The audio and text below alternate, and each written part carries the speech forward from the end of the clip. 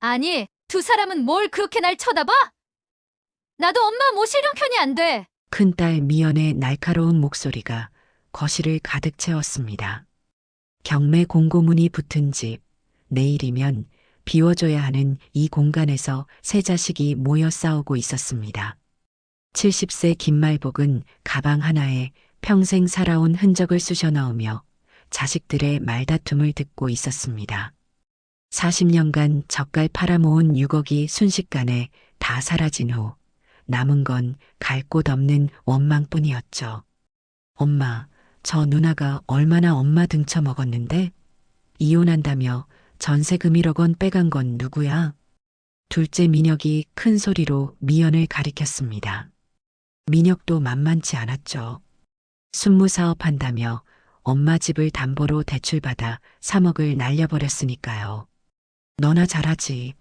엄마 집 담보 잡아서 사업한다더니 다 말아먹고. 그래놓고 무슨 자격으로? 그 말에 민혁의 얼굴이 붉어졌습니다.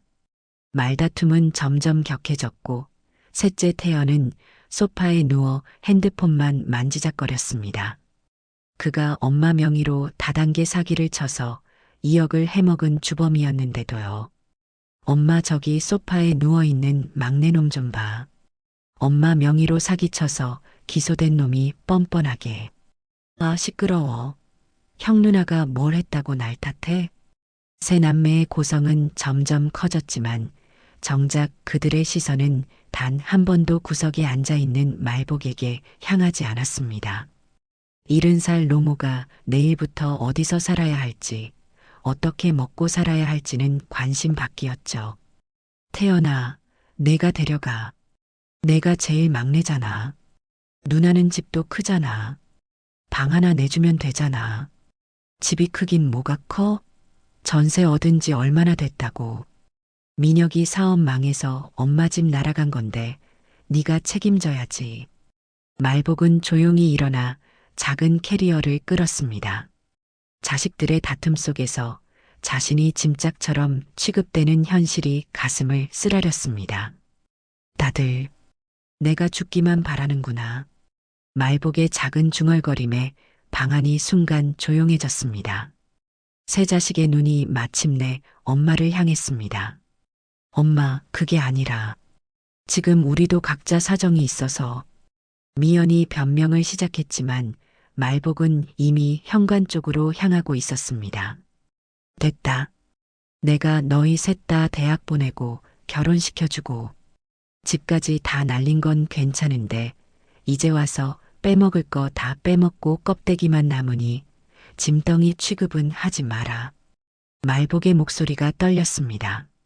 40년 젓갈장사, 새벽시장, 손이 다 갈라지도록 일했던 세월. 그 모든 것이 허공으로 사라졌습니다. 엄마, 우리가 잘못했어. 근데 지금 당장은 아이들 학원비도 밀리고. 됐다고. 말복은 더 이상 자식들의 말을 듣지 않았습니다. 자식 셋이 모두 각자의 핑계로 엄마라는 짐을 서로에게 떠넘기는 모습에 가슴이 무너져 내렸습니다. 내가 살 곳은 내가 찾을게. 걱정 마. 현관문을 열고 나서자 차가운 바람이 얼굴을 때렸습니다. 어차피 이 집은 이미 명의도 넘어가고 내일이면 비워줘야 했습니다. 11월의 쌀쌀한 저녁, 말복의 주름진 손에는 작은 캐리어 하나뿐이었습니다. 뒤에서 자식들이 무슨 말을 하는지 들리지 않았습니다. 아니, 듣고 싶지 않았습니다. 40년간 젓갈 팔아 모은 돈, 자식들 교육비, 결혼자금, 사업자금으로 다 날아갔고 엄마 명의 대출 사기까지. 이제 남은 건 70살 노인의 굽은 허리와 쓰라린 가슴뿐이었습니다. 강화도 갯벌에서 새벽마다 조개 줍던 그때가 차라리 나았구나. 말복은 미련 없이 발걸음을 옮겼습니다.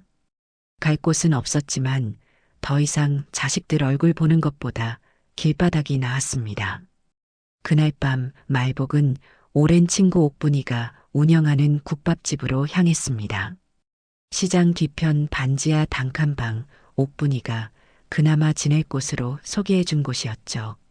말보가 내가 주인에게 말해서 월세를 좀 깎아달라고 할게. 그리고 너 손 빠르니까 점심시간에 나 좀 도와줘. 옥분이의 제안이 아니었다면 말복은 길거리에 나앉을 뻔했습니다. 화장실 물이 새는 단칸방, 천장 곰팡이가 밤새 떨어지는 방, 그리고 습기 찬 벽. 40년간 젓갈 팔아 자식 셋 키웠는데 이게 내 노후구나. 그녀는 작은 캐리어를 내려놓으며 어둠 속에서 소리도 못 내고 울었습니다. 자식들에게 모든 것을 바친 내가 결국 손가락 휘도록 키운 아이들에게 버림받은 처절한 밤이었습니다. 아침에 눈을 뜨자 천장에서 물방울이 뚝 떨어져 이마를 적셨습니다. 습기 찬 반지하 단칸방의 천장에는 곰팡이가 꽃처럼 피어 있었죠. 내 인생이 이렇게 될 줄은 꿈에도 몰랐습니다. 창문 너머로는 아침 출근길 사람들의 발만 보였습니다. 지하에서 올려다보는 세상은 발목만 보이는 세상이었습니다.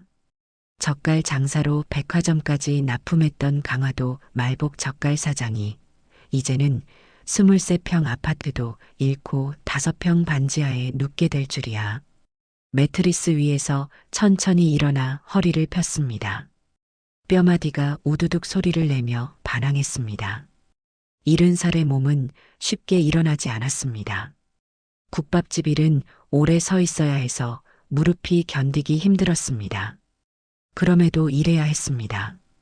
월세 25만 원이 저절로 생기는 게 아니니까요. 그래도 옥분이 덕분에 보증금 없이 구할 수 있어서 감사했습니다.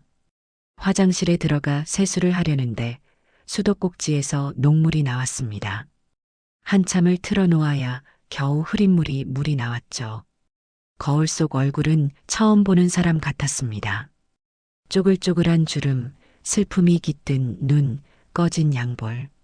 젓갈 장사하던 시절 손님들이 복스러운 얼굴이라고 불렀던 그 얼굴은 어디로 갔을까요? 겨우 세수를 마치고 주전자에 물을 올려 라면을 끓였습니다. 아침부터 라면이라니 어머니가 살아계셨다면 호통을 치셨겠죠. 하지만 이제 옥분이네 국밥집에서 일하려면 든든하게 먹어야 했습니다. 이제 와서 자식들 원망한다고 뭐가 달라지겠어. 라면을 후루룩 들이키며 중얼거렸습니다. 큰딸 미연은 이혼하면서 전세금 필요하다며 돈을 가져갔고 그 돈은 영영 돌아오지 않았습니다. 사실 그것만으로도 견딜 수 있었습니다. 둘째 민혁이 진짜 문제였습니다. 순무김치 사업 확장한다며 집을 담보로 대출받아 3억을 끌어다 쓴 뒤 반년 만에 모두 날려버렸죠. 명의가 내 것이었으니 결국 집이 경매로 넘어갔습니다. 그나마 최후의 일격은 막내 태연이었습니다.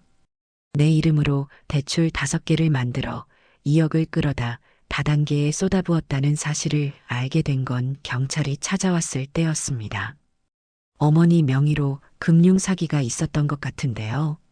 그날 충격으로 쓰러져 응급실에 실려갔을 때도 세 자식 중 누구도 찾아오지 않았습니다. 지금 생각해도 가슴이 조여옵니다. 병원 침대에서 혼자 누워있던 일주일. 그때 처음으로 깨달았습니다. 내가 낳은 자식들이지만 이제 그들도 남이구나. 전 재산 6억을 다 날리고 집까지 잃은 처지가 됐습니다. 그나마 옥분이가 아니었다면 이 단칸 방조차 없었을 겁니다. 말보가 우리 시장 국밥집이 바빠서 말이야. 내가 점심때만 와서 일해줄 수 있을까? 제가 돈이 필요하다는 것을 알고 50년 지기 친구 옥분이의 제안이 그때는 구대주 같았습니다. 젊은 사람들을 구하면 더 편할 것을 저에게 부탁하듯 말해주는 친구가 정말 눈물나게 고마웠습니다. 하루 벌어 하루 먹고 사는 삶이라니 70년 살면서 이런 날이 올 줄 몰랐습니다. 옷장에서 얼마 남지 않은 옷 중 가장 깨끗한 것을 꺼내 입었습니다. 문득 강화도 고향 생각이 났습니다. 갯벌에서 새벽마다 조개를 줍던 어린 시절, 가난했지만 그때가 더 행복했던 것 같습니다. 순무밭에서 할머니와 함께 김치를 담그던 기억, 아버지가 잡아오신 멸치로 젓갈을 담그던 어머니의 손. 그 모든 기억이 이제는 멀고 먼 꿈처럼 느껴졌습니다. 그래도 젓갈 장사로 삼남매 대학은 다 보냈잖아. 작은 위안을 삼으며 문을 열고 나섰습니다. 시장통으로 향하는 길, 사람들 걸음이 바빴습니다. 모두 각자의 삶을 사느라 바쁜데 나 같은 노인은 보이지도 않는 것 같았죠. 국밥집 앞에 도착하자 옥분이가 반갑게 맞아주었습니다. 말보가 잘 왔다. 오늘 특히 바쁠 것 같아. 명절 앞두고 장 보러 오는 사람들이 많거든. 명절. 그 단어가 가슴을 찔렀습니다. 옛날에는 명절이면 온 가족이 모여 순무김치, 젓갈 등 내가 만든 음식을 맛있게 먹었는데 이번 명절은 자식 얼굴조차 볼 수 없겠죠. 앞치마를 두르고 주방으로 들어갔습니다. 빨갛게 끓는 국물, 칼칼한 고춧가루 향, 부지런히 움직이는 사람들. 그래도 이렇게 일할 수 있어 다행이라고 생각했습니다. 70살의 일거리가 있다는 건 축복이니까요. 첫 손님이 들어오고 순댓국 그릇을 나르는데 무릎이 욱신거렸습니다. 그 아픔을 참으며 미소를 지었습니다. 젓갈 장사할 때 웃으며 손님 맞던 그 미소를 기억해내려 했지만 이제는 그마저도 쉽지 않았습니다. 점심 장사가 한창일 때 끊임없이 오가는 손님들. 젓갈 손질하던 그 손으로 이제는 남의 밥그릇을 나르고 있었습니다. 하지만 그래도 괜찮았습니다. 살아있으니까요. 아직 숨을 쉬고 걸을 수 있고 일할 수 있으니까요. 그날 저녁 하루 종일 서 있느라 퉁퉁 부은 다리를 이끌고 단칸방으로 돌아왔습니다. 옥분이가 챙겨준 국밥 한 그릇이 저녁이었지만 그것조차 감사했습니다. 방 안에 들어서자마자 천장에서 또다시 물방울이 떨어졌습니다. 이제는 그 소리에 익숙해졌지만 마음만은 여전히 아팠습니다. 여보, 내가 이렇게 될 줄 알았으면 나도 같이 데려가지. 남편 영정사진을 꺼내 들고 중얼거렸습니다. 남편이 뇌출혈로 쓰러졌을 때 3일 만에 손 써볼 새도 없이 하늘나라로 갔습니다. 차라리 이 꼴 저 꼴 보지 못한 남편이 부러워지기까지 했죠. 가방에서 작은 수첩을 꺼냈습니다. 그 안에는 젓갈 레시피와 순무김치 담그는 법이 빼곡히 적혀 있었죠. 어머니에게 배운 대로 40년간 직접 담가온 그 비법들. 이것만은 자식들에게도 알려주지 않은 보물이었습니다. 이제 이건 내 무덤까지 가져가겠구나. 수첩을 가슴에 안고 초라한 매트리스에 누웠습니다. 천장에서는 여전히 물방울이 떨어졌고 벽에서는 습기가 스며나왔습니다. 눈을 감으며 생각했습니다. 70년 인생에서 가장 밑바닥을 친 것 같은 이 순간, 어쩌면 이게 끝이 아니라 새로운 시작일지도 모른다고. 그렇게 생각하며 깊은 잠에 들었습니다. 국밥집 주방에서 물을 썰다가 문득 손등을 바라봤습니다. 옥분이가 칼질 좀 도와달라고 했는데 물을 써는 순간 어린 시절 기억이 물밀듯이 밀려왔습니다. 손에는 이제 젓갈 냄새 대신 국물 얼룩이 묻어 있었지만 갯벌 냄새는 여전히 제 몸속 어딘가에 남아있는 것 같았습니다. 말보가 왜 갑자기 멍하니 있어? 빨리 해야지 손님들 곧 밀려올 텐데. 옥분이의 목소리에 정신을 차렸습니다. 하지만 이미 제 마음은 70년 전 강화도로 날아가 있었습니다. 1954년 한국 전쟁이 채 가시지 않은 그 시절, 강화도 갯벌 마을에서 5남매 중 막내로 태어났습니다. 할머니가 제 이름을 말복이라고 지어주셨죠. 손주 중에 제일 늦게 태어난 아이가 복 중에 복이라 말복이라 지었다. 그런 제 이름이 때로는 웃음거리가 되기도 했습니다. 어머, 말복이? 이름 참 더위엔 강하시겠네요. 그럴 때마다 저는 웃으며 대답했습니다. 예, 더위도 덥고 인생도 덥고. 근데 그래도 복 중에 복으로 태어났으니까 괜찮아요. 살던 집은 마을 끝자락 작은 초가집이었습니다. 비가 오면 지붕에서 물이 새곤 했죠. 쏟아지는 빗물을 받기 위해 방 곳곳에 대야를 놓곤 했던 기억이 납니다.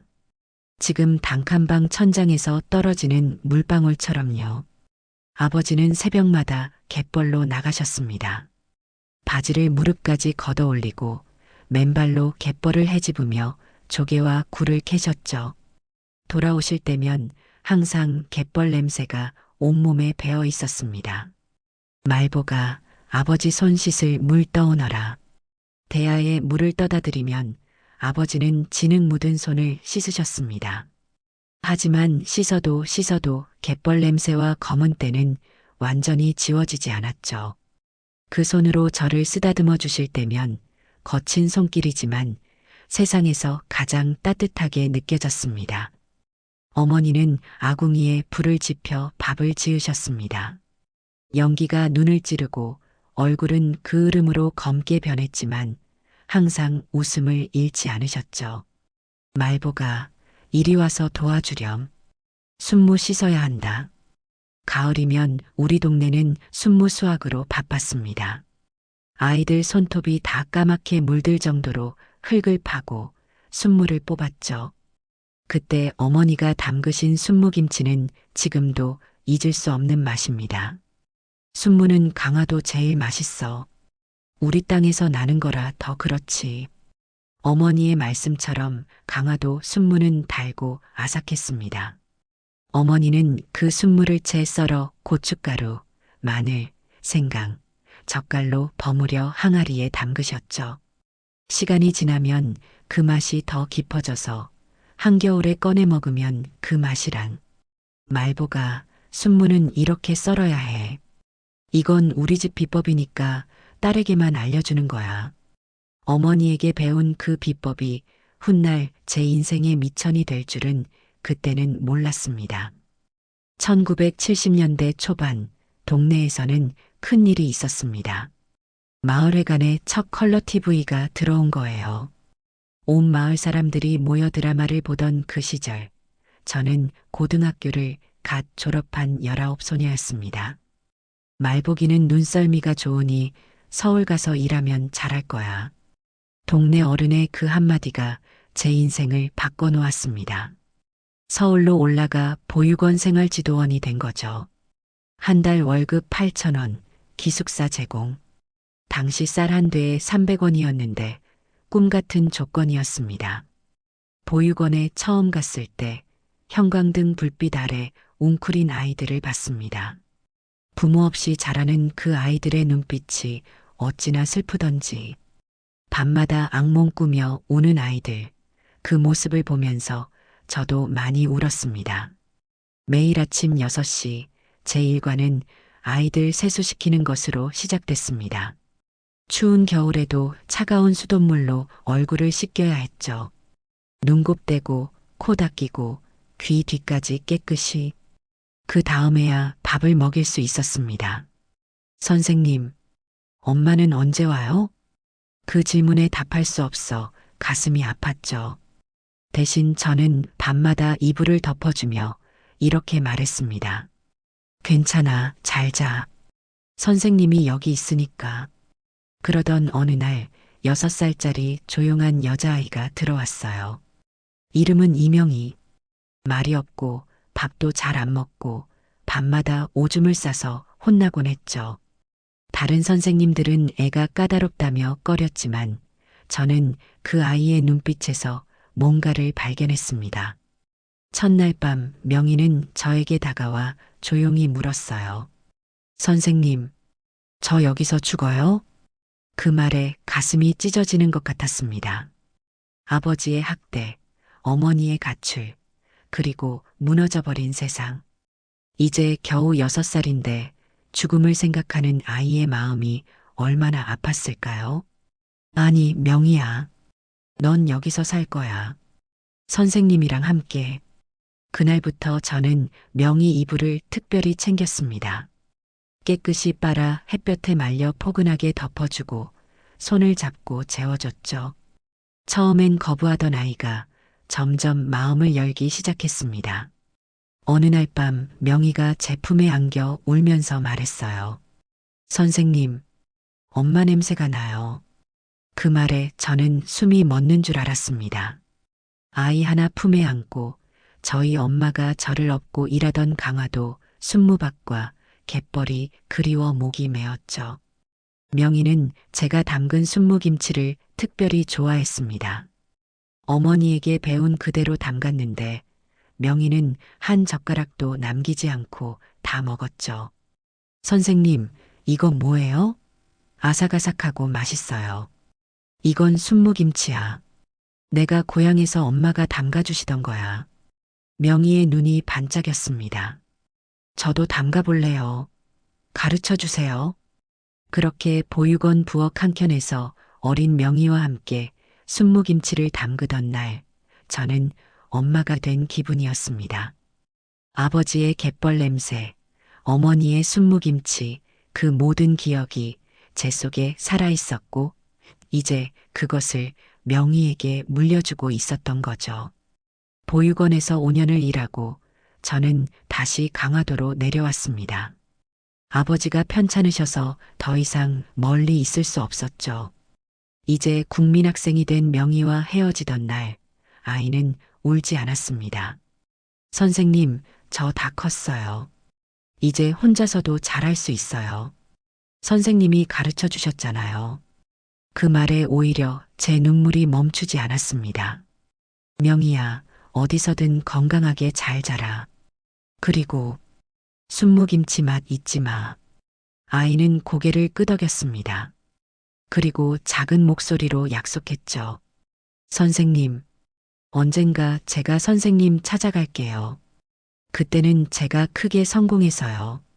그 생각에 눈물이 앞을 가렸습니다. 명희가 지금쯤 어떻게 지내고 있을지 가끔 생각하곤 했지만 40년이 넘는 세월이 흐른 지금 어딘가에서 잘 살고 있길 바라봅니다. 강화도로 돌아와 부모님을 모시며 젓갈 장사를 시작했습니다. 처음에는 작은 시장 구석에서 젓갈 몇 종류만 팔았지만 점점 손님이 늘어났습니다.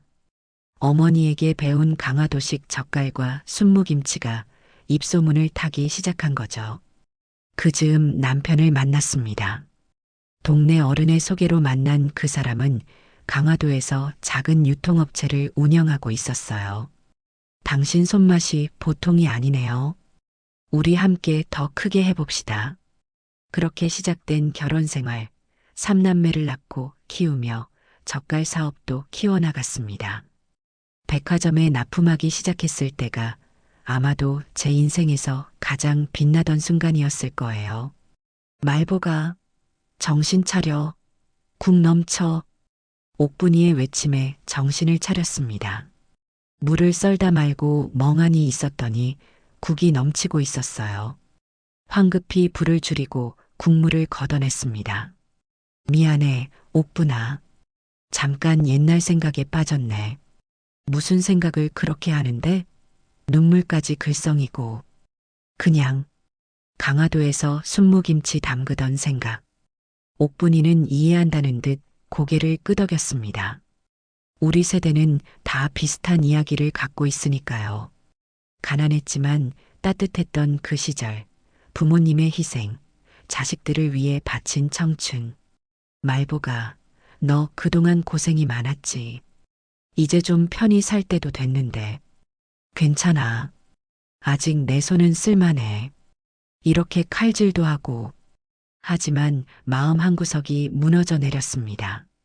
강화도에서 온 친척이 가져다 준 순무가 주방 한켠에 있었는데 그걸 보니 더욱 서글퍼졌습니다. 한때는 그 순무로 온 가족의 밥상을 풍요롭게 했는데 이제는 혼자 국밥집 주방에서 남의 반찬을 만들고 있다니. 명절을 앞둔 시장통 국밥집은 평소보다 더 시끌벅적했습니다. 80 넘은 할머니부터 혼자 사는 직장인까지 명절장을 보러 나온 사람들이 배고픔을 달래러 모여들었습니다. 김말복은 새벽부터 시작된 일로 이마에 땀이 맺혔지만 무릎이 아파도 멈출 수 없었습니다. 오늘 같은 날의 일당은 평소보다 더 나았으니까요. 순댓국 하나요. 깍두기 빼고. 주방에서 옥분이의 익숙한 외침이 들렸습니다.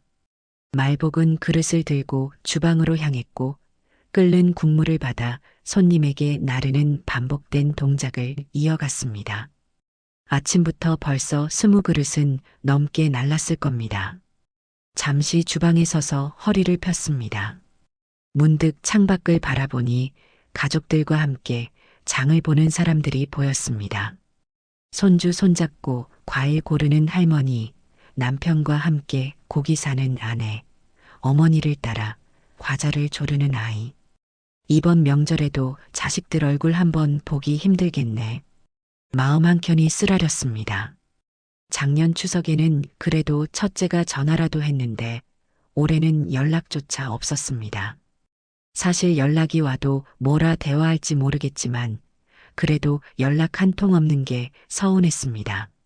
점심 장사가 절정에 이르렀을 때였습니다. 문이 열리고 한 여성이 들어왔습니다. 검은색 정장에 단정한 구두, 고급스러운 가방.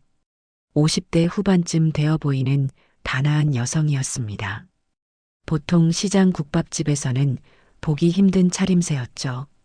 말복은 그 여성에게 시선이 가는 것을 느꼈지만 일단 기존 손님들의 주문을 처리해야 했습니다. 정신없이 그릇을 나르다 보니 그 여성도 자리에 앉아 국밥을 주문했습니다. 순댓국 하나요. 깍두기는 적게요. 옥분이의 목소리에 말복은 국그릇을 들고 손님이 있는 자리로 향했습니다. 그 여성은 구석자리에 앉아 무언가 생각에 잠긴 듯 했습니다. 말복은 천천히 국그릇을 내려놓았습니다. 여기 드세요. 뜨거우니 조심하세요. 옆 테이블에 빈 그릇을 담아 돌아서려는 찰나 그 여성의 목소리가 들렸습니다. 저기요. 잠시만요. 말복이 고개를 돌리자 여성은 자신을 빤히 바라보고 있었습니다. 눈빛이 이상했습니다. 놀란 듯도 믿기지 않는 듯도 한 표정이었습니다. 혹시 김말복 선생님 맞으세요? 말복의 심장이 멎는 듯 했습니다.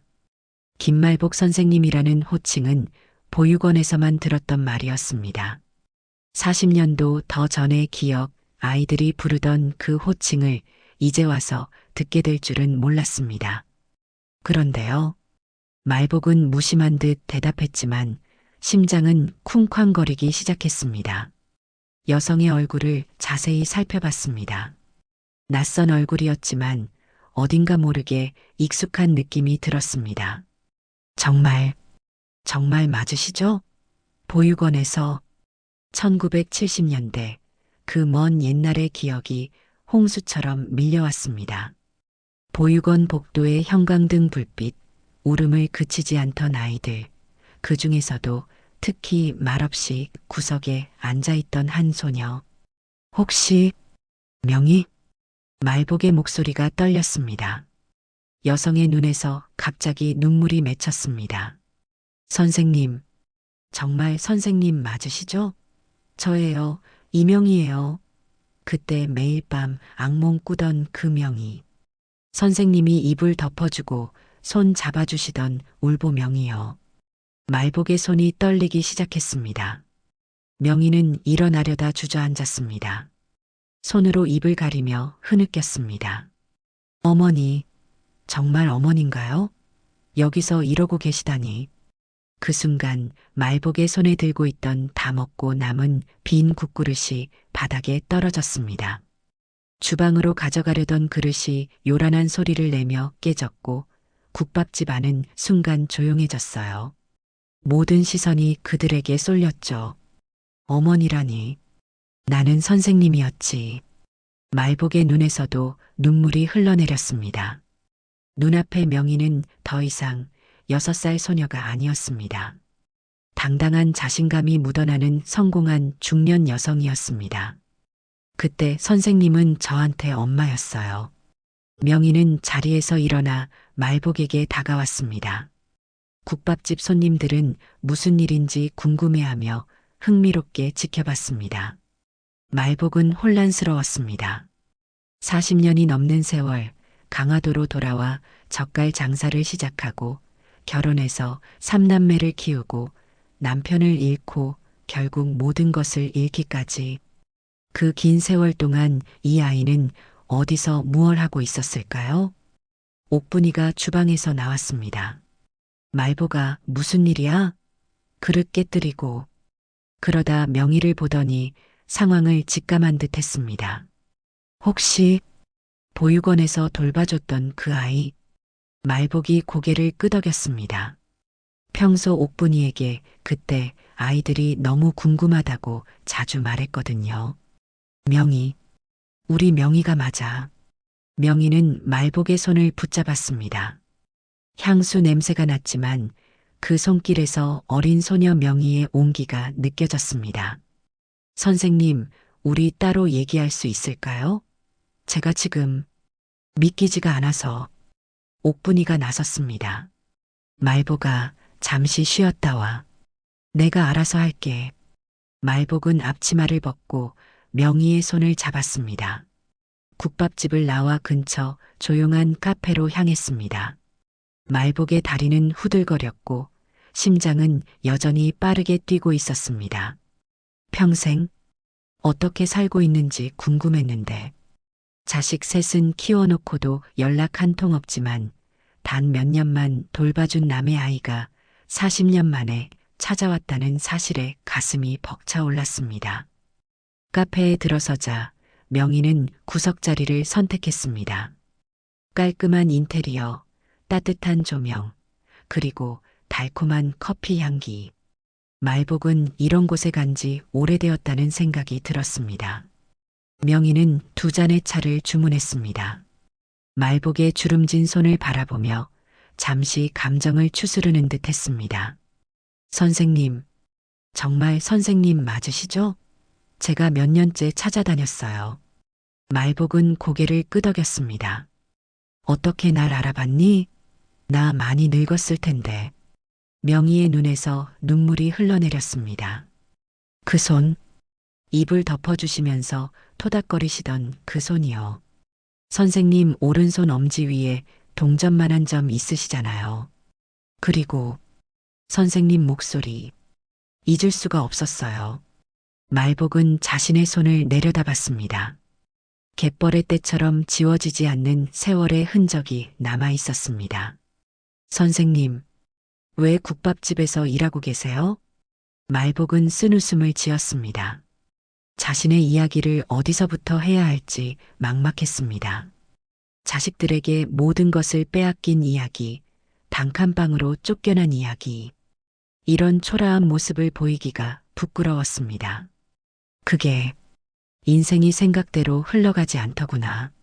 무슨 말을 해야 할지 주저하는 모습을 보며 자연스럽게 명희는 말복의 손을 꼭 잡았습니다. 선생님, 제 이야기부터 할게요. 제가 어떻게 지냈는지. 차가 나왔고 명희는 천천히 이야기를 시작했습니다. 선생님이 집으로 가고 얼마 뒤에 저는 입양됐어요. 미국으로 갈 뻔했는데 마지막 순간에 서류가 문제가 생겨서 한국 부부에게 입양됐죠. 다행히 좋은 부모님을 만났어요. 말복은 안도의 한숨을 내쉬었습니다. 가장 걱정했던 부분이었으니까요. 대학은 식품영양학과를 나왔어요. 선생님이 알려주신 순무김치와 젓갈 맛이 잊히지 않아서 그게 제 진로를 결정했어요. 명희의 목소리가 떨렸습니다. 선생님, 그때 선생님이 아니었으면 저는 지금 이 자리에 없었을 거예요. 명희는 작은 가방에서 사진 한 장을 꺼냈습니다.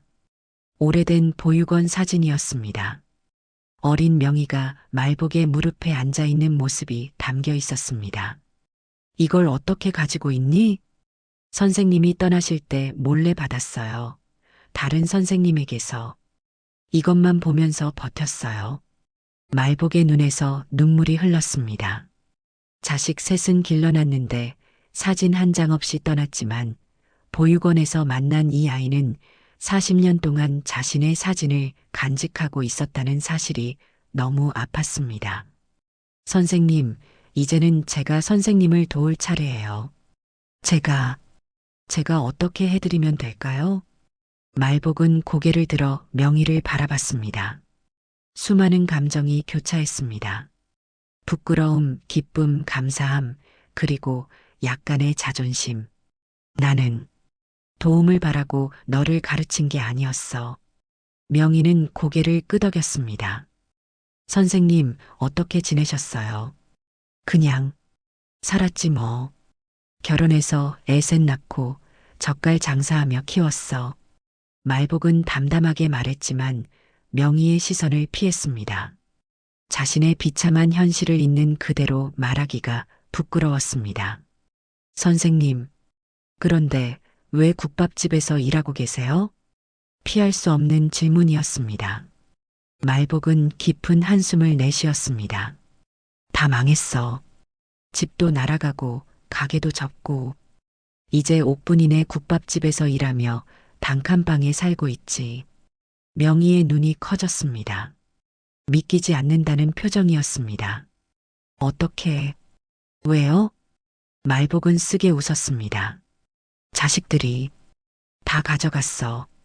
큰딸은 이혼한다며 전세금 빼갔고, 둘째는 집 담보로 사업한다며 빚만 지고, 막내는 내 이름으로 대출받아 다단계에 쏟아부었지. 결국 다 잃었어. 명희의 얼굴이 굳었습니다. 잠시 침묵이 흘렀습니다. 말복은 명희가 자신을 불쌍히 여기는 것이 싫었습니다. 애써 밝게 말했습니다. 괜찮아. 내 딴엔 열심히 산 거니까. 자식들 모두 대학 보내고 결혼시키고. 그게 부모 역할이잖아. 하지만 명희의 눈에는 이미 눈물이 맺혀 있었습니다. 선생님, 그럴 수 없어요. 선생님 같은 분이 그렇게 살면 안 돼요. 말복은 당황했습니다. 명희의 진심 어린 걱정에 가슴 한켠이 따뜻해졌습니다. 괜찮다니까. 나 아직 손은 쓸만해. 국밥집 일도 할 수 있고. 알아요. 하지만 선생님의 그 젓갈 맛, 순무김치 맛은 제 인생을 바꿨어요. 그 맛을 세상에 알리고 싶어요. 선생님과 함께요. 말복은 복잡한 감정에 말을 잇지 못했습니다. 명희는 환하게 웃었습니다. 선생님, 우리 함께 새로운 시작을 해보면 어떨까요? 선생님의 손맛으로, 그 비법으로.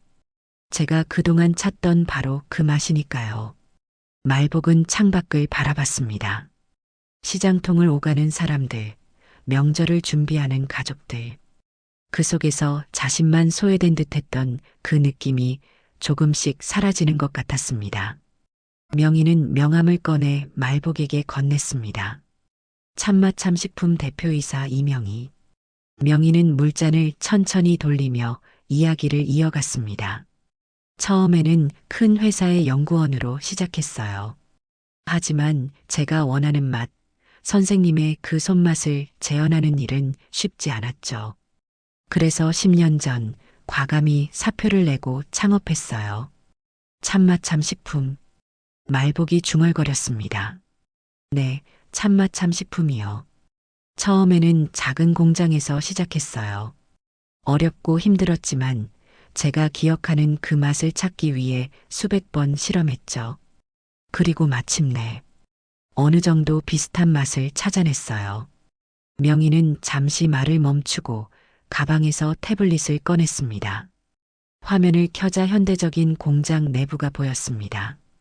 지금은 전국의 가맹점 50개, 연 매출 200억의 회사가 됐어요. 하지만 저에게는 아직 부족한 게 있었죠. 뭐가? 바로 선생님의 그 손맛이요. 아무리 비슷하게 만들어도 선생님이 어린 제게 해주시던 그 맛에는 못 미쳤어요. 말복은 믿기지 않았습니다. 자신이 보육원에서 보여줬던 그 젓갈과 순무김치 담그는 법이 이렇게 큰 사업의 시작이 될 줄이야. 그래서 최근에 강화도 특산물로 새로운 사업을 구상하던 중이었어요. 그리고 선생님을 더 찾아다녔죠. 날 찾아? 네, 보육원 기록, 옛 동료 선생님들, 모든 방법을 동원했어요. 하지만 아무도 선생님이 어디 계신지 알지 못했죠.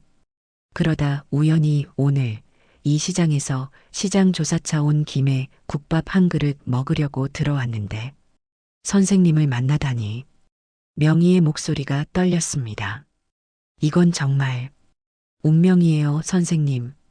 명희가 진지한 표정으로 말했습니다. 저희 회사에서 강화도 순무김치와 젓갈 라인을 새로 런칭하려고 해요. 선생님의 그 비법, 그 손맛으로 함께 해주시면 어떨까요? 말복은 놀라서 명희를 바라봤습니다. 내가 이 나이에? 네, 선생님의 경험과 기술은 어떤 최신 기계보다 값진 거예요. 나이는 전혀 문제가 되지 않아요. 말복은 망설였습니다. 70살의 나이에 새로운 시작이라니. 가능할까요? 걱정 마세요. 선생님은 제품 개발과 품질 관리만 해주시면 돼요. 나머지는 제가 다 할게요. 명희의 목소리에는 확신이 가득했습니다. 선생님이 만드시는 그 맛, 그 손맛이 우리 회사의 새로운 역사가 될 거예요. 말복은 자신의 손을 내려다봤습니다. 갯벌에서 일하던 아버지의 손처럼 이제는 주름지고 거칠어진 손이었습니다. 하지만 이 손에는 여전히 40년의 경험과 비법이 담겨 있었습니다. 난 별로 대단한 비법이 있는 건 아니야. 그냥 어머니에게 배운 대로. 명희가 미소 지었습니다. 그게 바로 제가 찾던 거예요, 선생님. 그 정성과 사랑이 담긴 맛. 요즘 식품회사들이 기계로 아무리 정교하게 만들어도 따라할 수 없는 그 맛이요. 말복은 잠시 생각에 잠겼습니다. 단칸방으로 돌아가 국밥집 서빙을 계속할 것인가, 아니면 이 기회를 잡을 것인가. 내가 도움이 될까? 당연하죠. 선생님은 이미 제 인생을 바꾸셨어요. 이제는 제가 선생님의 인생에 보답할 차례예요. 말복의 눈에서 눈물이 흘렀습니다. 자식 셋을 키우는 동안 누구에게도 이런 말을 들어본 적이 없었습니다. 오히려 자식들에게는 항상 짐처럼 여겨졌죠. 선생님, 이건 거창한 제안이 아니에요. 그냥 제가 선생님께 받은 것을 돌려드리고 싶은 마음이에요. 그 순간 무언가가 가슴속에서 따뜻하게 퍼져나가는 느낌이 들었습니다. 오랫동안 잊고 있었던 희망이란 감정이었습니다. 명희야. 네, 선생님. 그러면 함께 해볼까? 명희의 얼굴이 환하게 빛났습니다. 그녀는 말복의 손을 꼭 잡았습니다. 정말요? 감사합니다, 선생님. 약속드려요. 절대 후회하지 않으실 거예요. 말복은 문득 옥분이 생각이 났습니다. 근데 옥분이한테는 미안하네. 갑자기 그만둔다고 하면. 걱정 마세요. 제가 잘 말씀드릴게요. 선생님의 성공을 오히려 좋아하실걸요? 말복은 픽 웃었습니다. 성공이라. 70살에 그런 단어를 들을 줄은 몰랐습니다. 어디서부터 시작하면 되지? 일단 강화도로 가요. 선생님 고향이잖아요.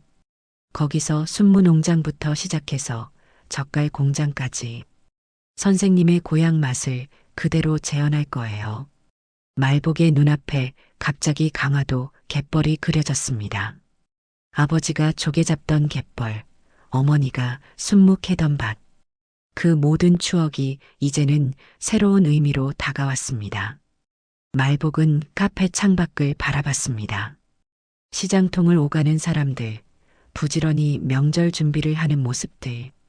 갑자기 세상이 달라 보였습니다. 자신도 이제 새로운 시작을 할 수 있다는 생각에 가슴이 벅차올랐습니다. 국밥집으로 돌아와 상황을 옥분이에게 설명했을 때 예상과 달리 옥분이는 환하게 웃었습니다. 말보가 내가 잘 될 일이면 나야 좋지. 어서 가서 잘해봐.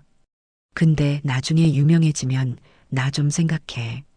말복은 눈물을 참으며 오랜 친구를 꼭 안았습니다. 고마워 옥분아. 내가 아니었으면 나 길바닥에 나앉을 뻔했어.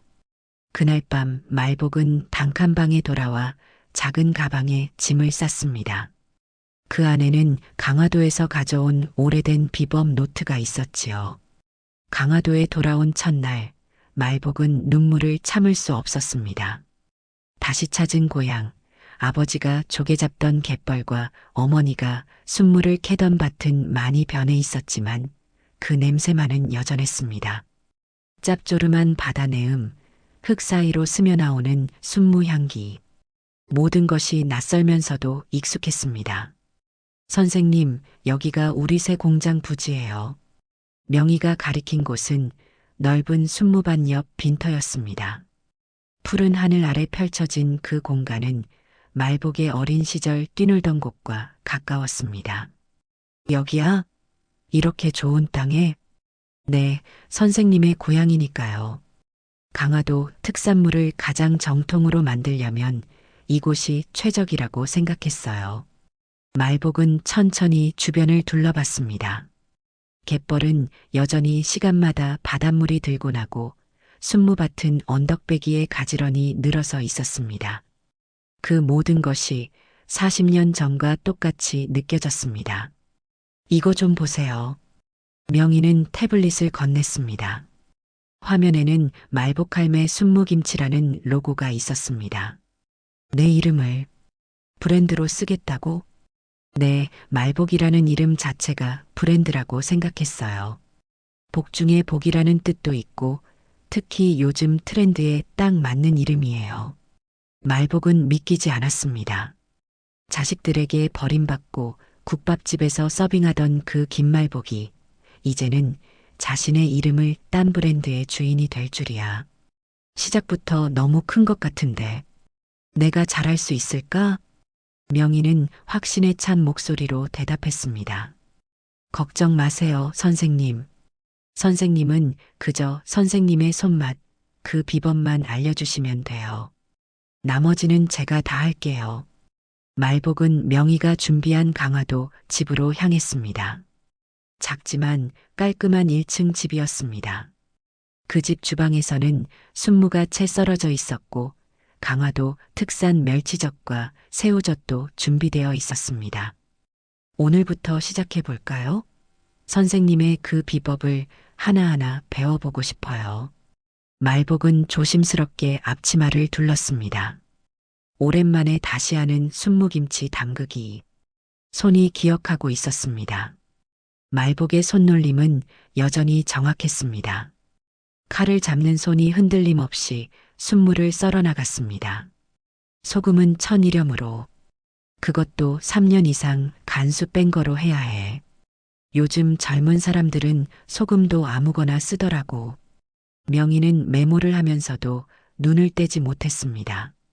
마치 보물을 발견한 사람처럼 말복의 모든 동작을 유심히 관찰했습니다. 젓갈은 멸치젓이랑 새우젓을 섞는 게 비법이야. 강화도는 2가지 젓갈 맛이 어우러져야 제 맛이 나거든. 말복은 계속해서 비법을 전수했고 명희는 그것을 하나하나 기록했습니다.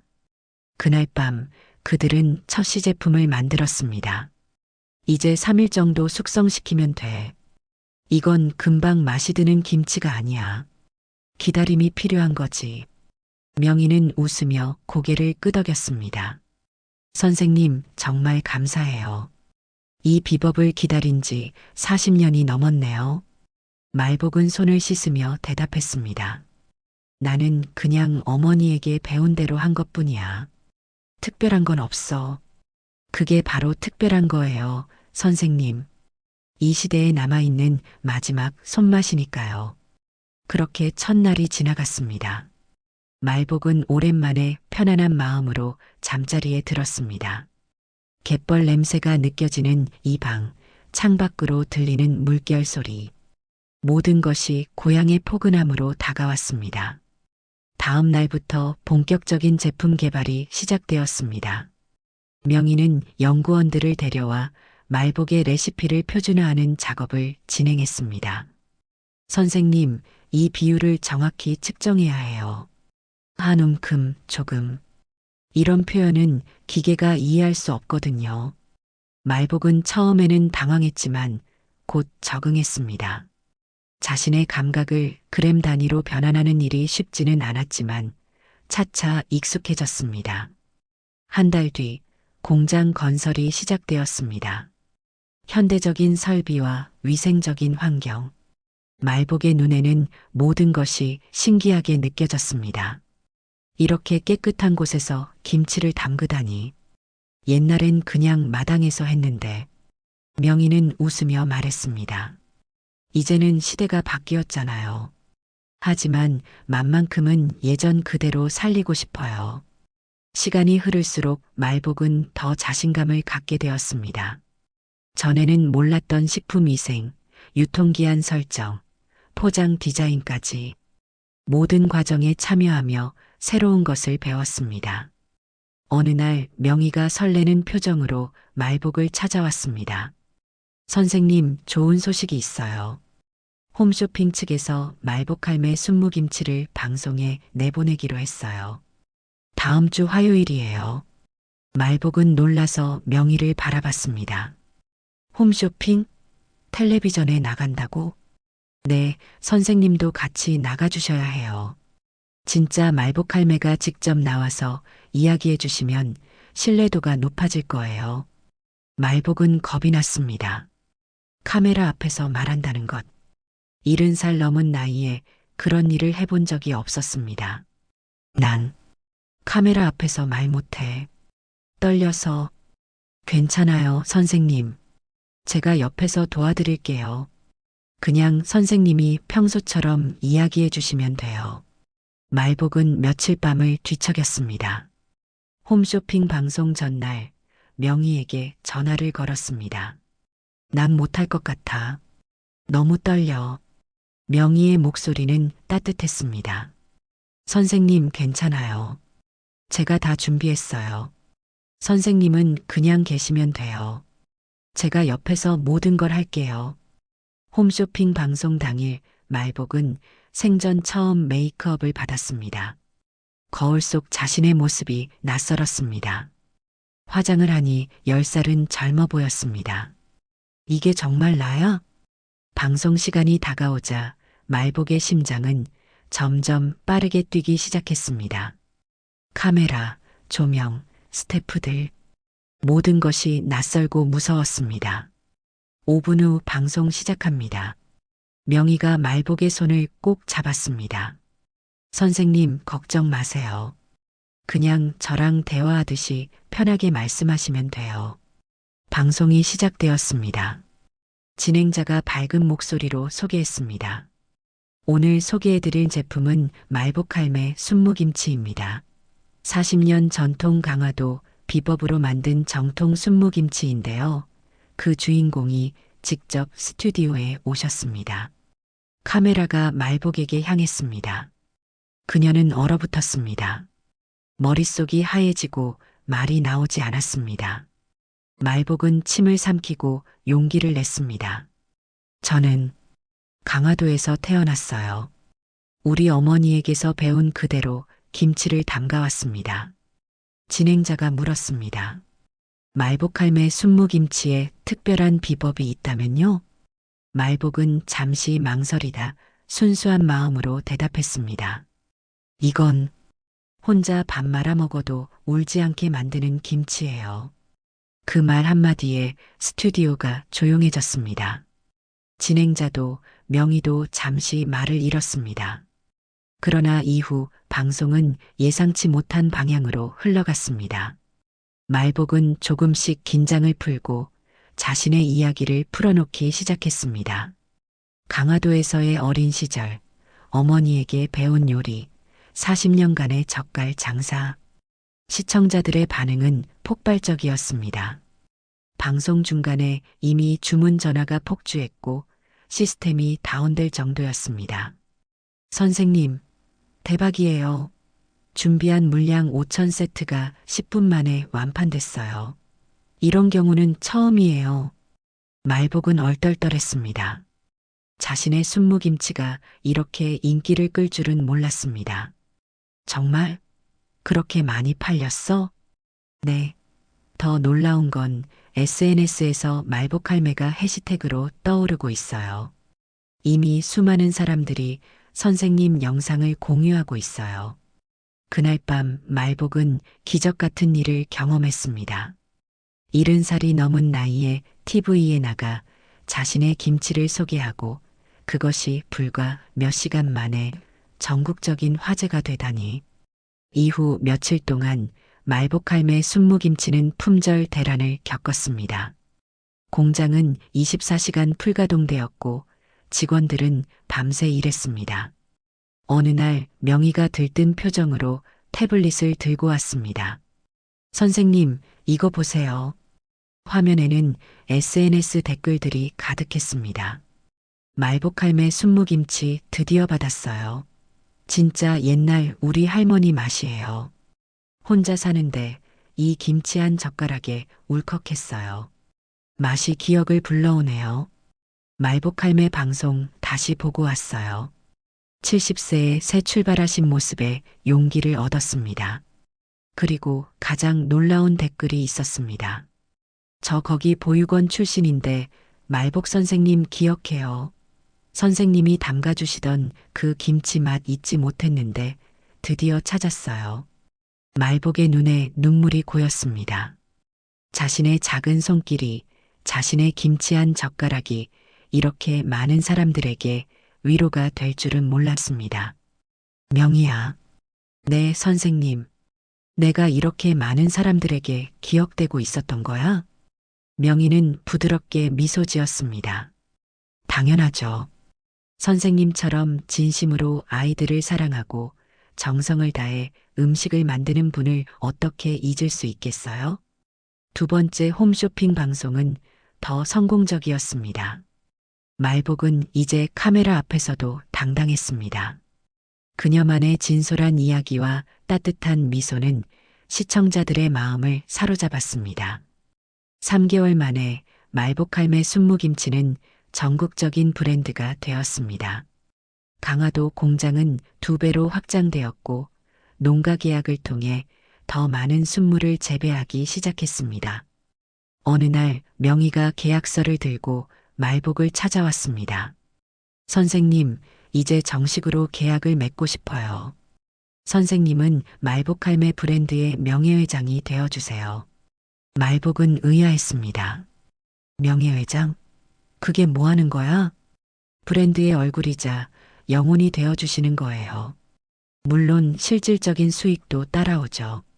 명희는 계약 내용을 설명했습니다.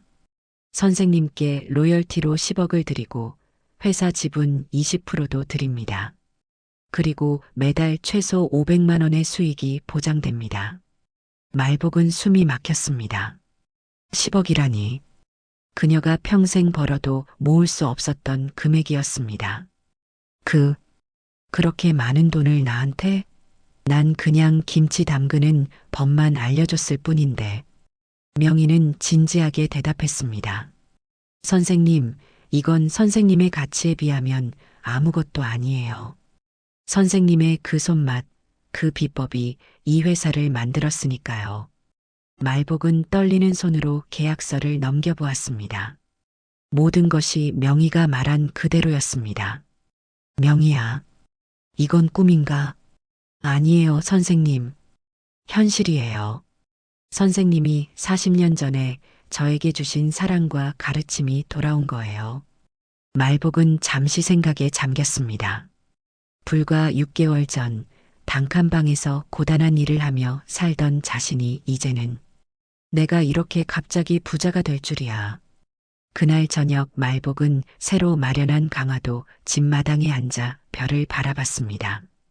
어머니가 가르쳐준 비법 젓갈이 SNS에서 인생의 맛으로 불리던 날 나는 처음으로 울었습니다. 70년 만에 드디어 인정받는 기분이었어요. 이제 말복의 인생은 완전히 달라졌습니다. 더 이상 누구의 엄마가 아닌 그저 말복 할매로서 자신만의 인생을 살게 된 것입니다. 강화도 집 거실에 앉아 말복은 통장 잔고를 확인했습니다. 10억이라는 숫자가 적혀 있었습니다. 계약금으로 받은 돈, 그리고 매달 들어오는 500만 원의 수익. 평생 남편과 자식들을 위해 모든 것을 쏟아붓던 그 손에 이제는 자신만을 위한 돈이 쥐어져 있었습니다. 말복할매 순무김치가 론칭된 지 2년이 지난 시점이었어요. 이제는 전국 백화점과 마트에서 볼 수 있는 인기 상품이 되었고 TV 광고도 나가기 시작했습니다. 말복의 얼굴은 이제 모르는 사람이 없었죠. 어르신, 커피 한 잔 더 드릴까요? 가정부 김 씨의 목소리에 말복은 고개를 들었습니다.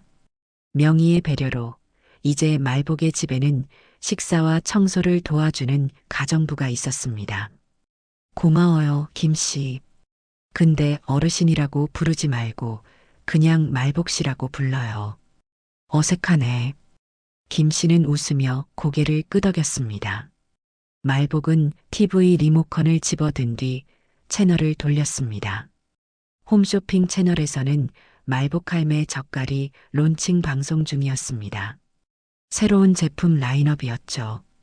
정성을 다해 담근 강화도 전통 젓갈, 말복 할매 젓갈 세트. 화면 속 진행자 옆에 앉은 말복은 카메라를 향해 웃고 있었습니다.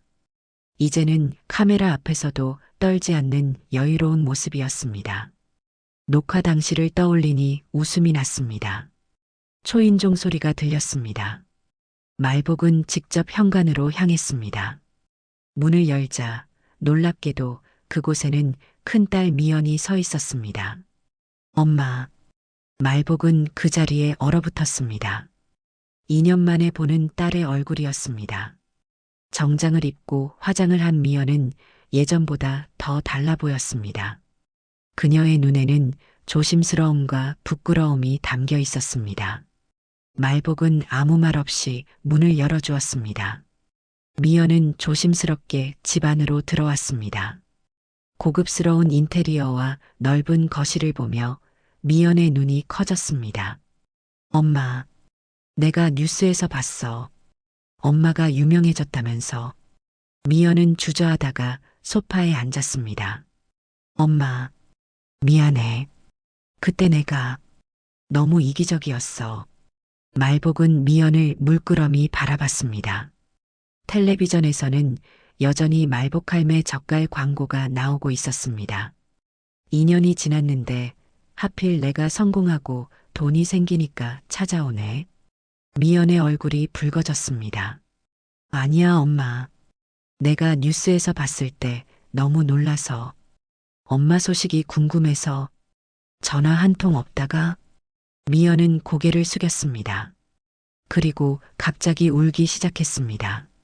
엄마, 나 재혼했다가 또 이혼했어. 내 양육비도 못 받고 지금 너무 힘들어. 집 월세도 밀리고. 말복의 가슴이 철렁 내려앉았습니다. 이거였군요. 그냥 도움을 청하러 온 것이었습니다. 엄마, 내가 잘못했어. 이제 알아. 내가 정말 잘못했어. 말복은 한숨을 내쉬었습니다. 딸의 눈물은 진심처럼 보였습니다. 하지만 이미 한 번 속았습니다. 엄마, 제발 한 번만 도와줘. 나 지금 정말 갈 데가 없어. 애도 있고. 미연의 말이 끝나기도 전에 초인종이 다시 울렸습니다. 말복은 문을 열러 갔습니다. 놀랍게도 이번에는 둘째 민혁이 서 있었습니다. 민혁의 모습은 초라했습니다. 깔끔했던 그의 외모는 온데간데 없고 수염이 덥수룩하게 자란 얼굴이 피곤해 보였습니다. 민혁이? 너도 왔어? 말복은 잠시 생각에 잠겼습니다. 너무 우연이었습니다. 하필 같은 날, 같은 시간에 두 자식이 찾아오다니. 들어와. 거실로 들어오자 미연과 민혁은 서로 놀란 표정을 지었습니다. 누나, 왜 여기 있어? 내가 왜 여기 있는데? 그들은 서로를 의심스럽게 바라봤습니다. 말복은 그들의 표정을 차분히 살폈습니다. 앉아. 두 사람은 소파에 나란히 앉았습니다. 말복은 그들 앞에 섰습니다. 우연이네. 둘 다 같은 날 찾아오다니. 무슨 일로 왔는지 솔직히 말해봐. 민혁이 먼저 입을 열었습니다. 엄마, 사업이 완전히 망했어요. 빚쟁이들이 매일 찾아와서 사무실도 쫓겨났고 미연이 비웃듯 쳐다봤습니다. 엄마 돈 뜯어내러 온 거지? 민혁이 화를 냈습니다. 너는 아니고 눈 퉁퉁 부어서 울고 있는 걸 보니 얼마나 필요한데? 두 사람은 다시 언쟁을 시작했습니다. 너희들 그만해. 말복의 차분한 목소리에 두 사람은 입을 다물었습니다. 40년 전 보육원에서 내가 돌봐주던 아이는 내가 생일 때 선물해줬던 음식 맛을 평생 잊지 못했대.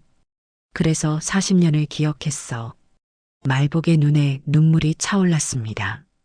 근데 내 자식들은 내가 평생 뼈 빠지게 일하면서 키웠는데 다 뺏어가고 나서 한 번도 전화 없다가 내가 성공하니 찾아오는구나. 두 사람은 고개를 숙였습니다. 엄마, 우리가 정말 잘못했어. 한 번만 기회를 줘. 우리 이제 정말 변했어. 말복은 고개를 흔들었습니다. 변한 건 내가 성공했다는 사실뿐이야. 바로 그때 다시 초인종이 울렸습니다. 말복은 이상한 느낌을 받았습니다. 설마 하는 생각이 들었지만 역시나 막내 태연이 문 앞에 서 있었습니다. 엄마, 태연의 모습은 형과 누나보다 더 초라했습니다. 출소한 뒤 생활이 쉽지 않았던 모양이었습니다. 들어와. 거실에는 이제 세 자식이 모두 모였습니다. 서로 어색하게 눈치를 보는 세 사람. 말복은 그들을 바라보며 쓰게 웃었습니다. 이런, 오늘 뭐 특별한 날이니? 셋이 다 같이 오다니. 태연이 머뭇거리며 말했습니다. 엄마, 나도 미안해. 엄마 이름으로 그런 짓을 해서. 말복은 깊은 한숨을 내쉬었습니다. 그리고 소파에 앉았습니다. 너희들 솔직히 말해봐. 누가 먼저 연락해서 오늘 같이 온 거야? 세 사람은 서로를 쳐다보다가 민혁이 먼저 입을 열었습니다. 형제끼리 연락은 했어요. 엄마가 이제 크게 성공했다는 소식 들었으니까. 말복은 고개를 끄덕였습니다. 그래, 내가 생각한 대로네. 내가 단칸방에 살면서 국밥집에서 서빙할 때는 찾지도 않다가 TV에 나오고 돈 벌었다니까 갑자기 셋이 다 찾아오고. 태연이 얼굴을 들었습니다. 엄마, 우리도 많이 반성했어. 정말이야. 이제 엄마 도와드리고 싶어서. 말복은 픽 웃었습니다. 도와준다고? 뭘 어떻게? 내가 지금 너희 도움이 필요해 보여. 세 사람은 말복의 단호한 태도에 놀란 듯 했습니다. 예전에 무조건 참고 희생하던 어머니가 아니었습니다. 말복은 천천히 일어나 창가로 걸어갔습니다. 창밖으로 보이는 강화도의 풍경이 아름다웠습니다. 난 이제 내 인생을 찾았어. 72년 만에 처음으로 내 통장에 내 돈만 넣고 내가 하고 싶은 일만 하면서 살고 있어. 그녀는 다시 세 자식을 바라봤습니다. 너희들이 필요할 때 나는 항상 있었어. 밤새 일하고 등 굽어지게 김치 담그고 젓갈 팔아서 너희 학비 대고 결혼자금 마련해주고. 근데 내가 어려울 때 너희는 어디 있었니? 세 사람은 아무 말도 하지 못했습니다. 내가 단칸방에서 홀로 울던 밤 누가 찾아왔어? 내가 국밥집에서 무릎 아파서 절뚝거릴 때 누가 도와줬어? 말복의 목소리가 조금씩 떨리기 시작했습니다. 40년 전 보육원에서 만난 아이는 날 찾아왔는데 내 자식들은 전화 한 통 없었어. 미연이 눈물을 흘리며 말했습니다. 엄마, 정말 미안해. 우리가 너무 이기적이었어. 이제라도. 말복은 손을 들어 그녀의 말을 막았습니다. 이제 와서 미안하다는 말이 무슨 소용이 있니? 내가 다 무너져 내렸을 때, 그때 필요했던 건 위로의 말 한마디였어. 말복은 서랍에서 봉투 하나를 꺼냈습니다. 그 안에는 3장의 수표가 들어 있었습니다.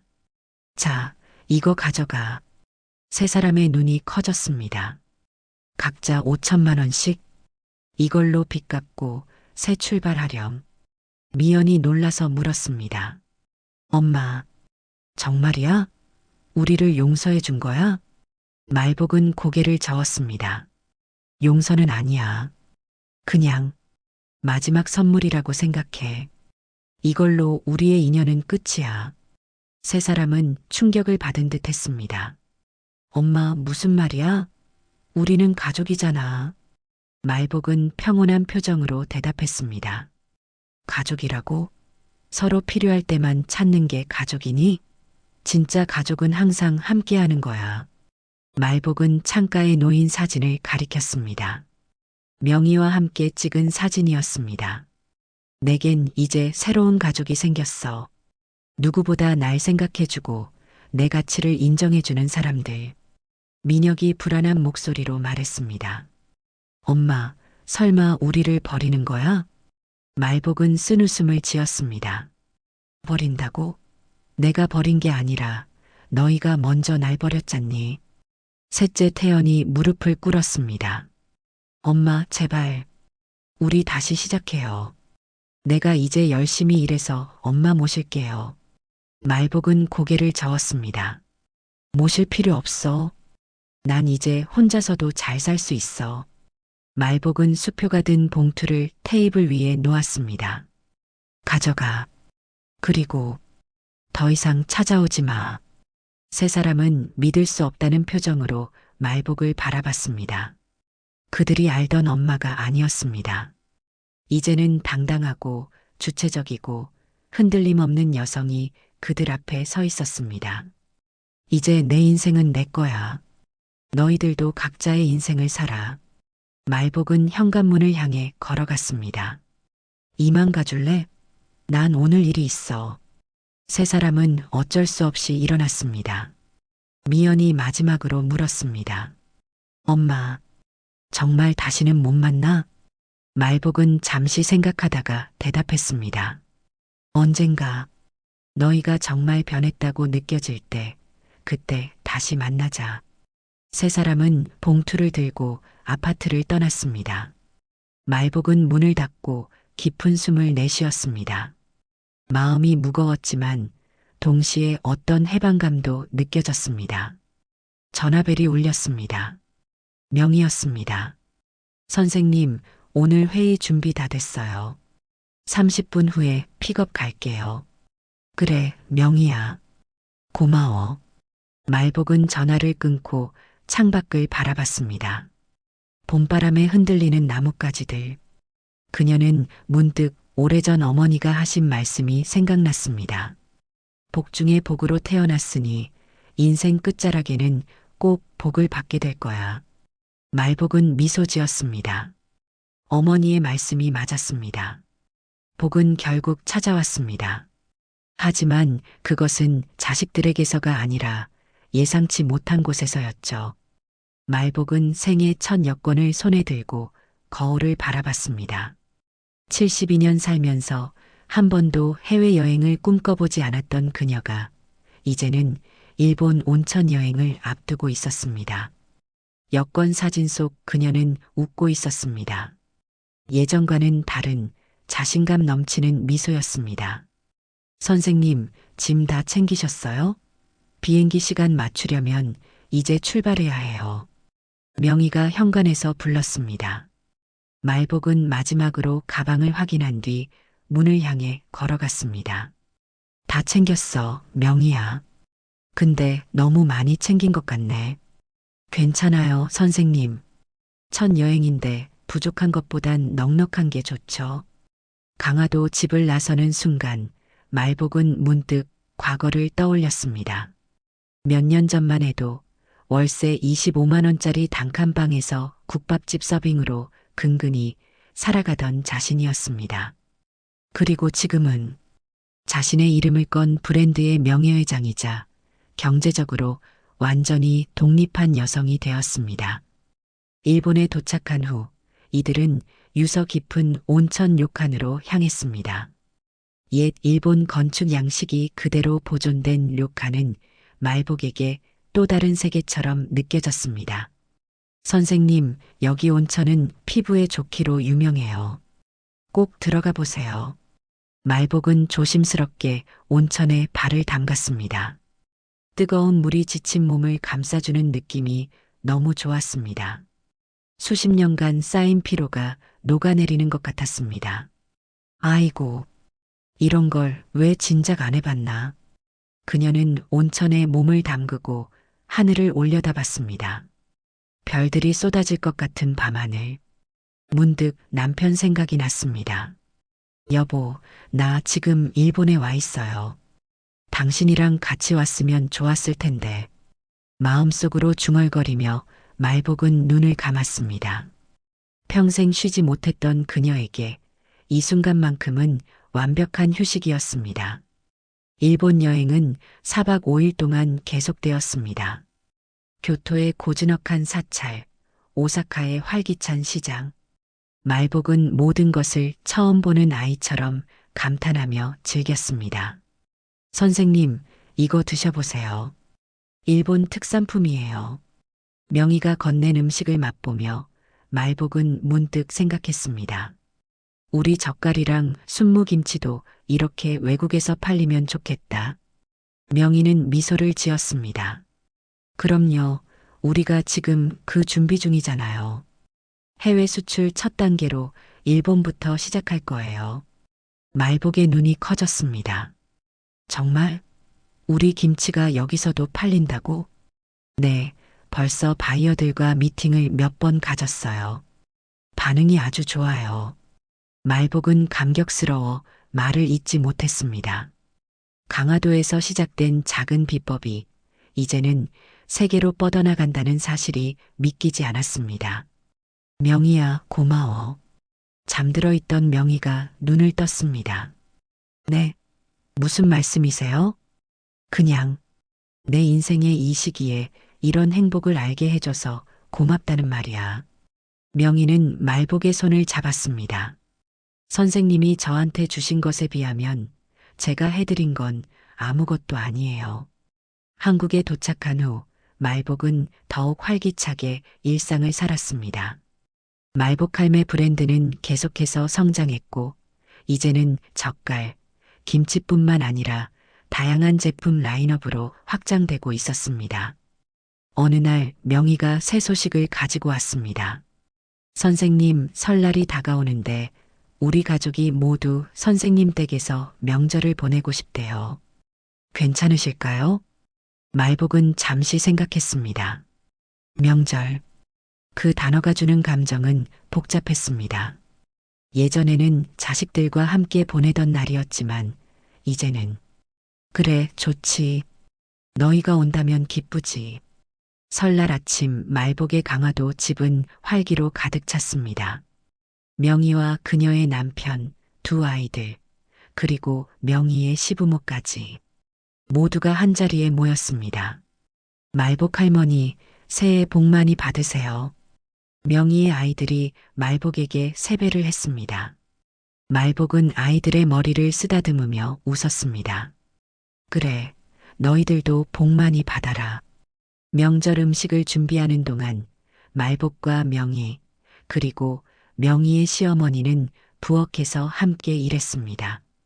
세 여성이 같은 앞치마를 두르고 음식을 만드는 모습이 정겹게 느껴졌습니다. 말복 어머님, 덕분에 우리 며느리가 저리 바르게 컸어요.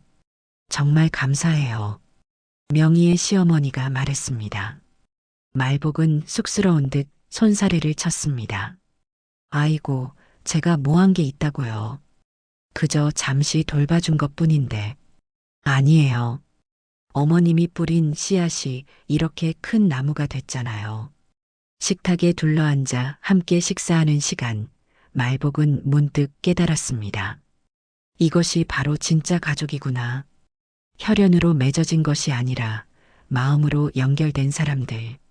서로 피 한 방울 안 섞였어도 이게 진짜 가족이란 걸 알았어요. 식사 후 말복은 명희에게 오래된 노트 하나를 건넸습니다. 이거 내게 주고 싶어. 노트를 펼치자 빼곡히 적힌 레시피들이 보였습니다. 말복이 평생 모아온 비법이 담긴 노트였습니다. 선생님, 이걸 저에게요? 그래, 이제 이건 내 거야. 앞으로 너희가 이어나가렴. 명희의 눈에 눈물이 고였습니다. 선생님, 너무 감사해요. 이건 정말 보물이에요. 말복은 미소 지었습니다. 보물이라. 그래, 어쩌면 그럴지도 모르겠네. 명절이 끝나고 말복은 혼자 강화도 바닷가를 거닐었습니다. 갯벌에서 불어오는 바람이 얼굴을 스쳤습니다. 그곳은 어린 시절 아버지가 조개를 잡던 곳이었습니다. 여보, 나 요즘 참 행복해요. 당신이 생전에 그렇게 바라던 그 행복. 강화도에서 날 때 할머니는 나를 복 중의 복이라 불렀어요. 72년 만에 그 말의 의미를 깨달았습니다. 복은 주어지는 게 아니라 스스로 만들어가는 것이더군요. 강화도에서 태어나 갯벌에서 뛰놀던 소녀, 보육원에서 아이들을 돌보던 청년, 젓갈 장사로 자식들을 키우던 중년, 모든 것을 잃고 국밥집에서 일하던 노년 가리고 이제 자신의 이름을 건 브랜드의 주인이 된 현재. 그 모든 시간이 하나로 연결되어 있었습니다. 정성으로 담근 젓갈처럼 그녀의 인생도 서서히 발효되어 깊은 맛을 내고 있었습니다. 복은 누가 주는 게 아니라 스스로 발효시키는 거더라. 말복은 조용히 미소 지었습니다. 그녀의 말복은 끝에 온 복이 아니라 인생의 마지막 순간까지 계속해서 발효되며 깊어지는 복이었습니다. 집안 마당에 놓인 벤치에 앉아 말복은 별을 바라봤습니다. 한 사람의 인생이 얼마나 많은 변화를 겪을 수 있는지, 그리고 그 변화 속에서도 본질은 변하지 않는다는 것을 그녀는 이제 알고 있었습니다. 말복날 태어나 복 중에 복이란 이름을 받았는데 진짜 복은 내가 만들어가는 거였어요. 별빛 아래 그녀의 얼굴에는 평온함이 깃들어 있었습니다. 슬픔도 후회도 분노도 없이 그저 깊은 이해와 수용만이 남아 있었습니다. 그리고 이제 김말복의 인생은 완성되어 가고 있었습니다. 그것은 끝이 아니라 또 다른 시작이었습니다. 오늘 이야기가 마음에 드셨다면 좋아요와 구독, 알람 설정 잊지 마세요. 또 이야기를 보시고 마음에 남은 장면이 있으셨다면 댓글로 나눠주세요. 선생님의 한마디가 또 다른 분께 깊은 울림이 될 수 있습니다. 늘 감사합니다. 건강이 최고입니다.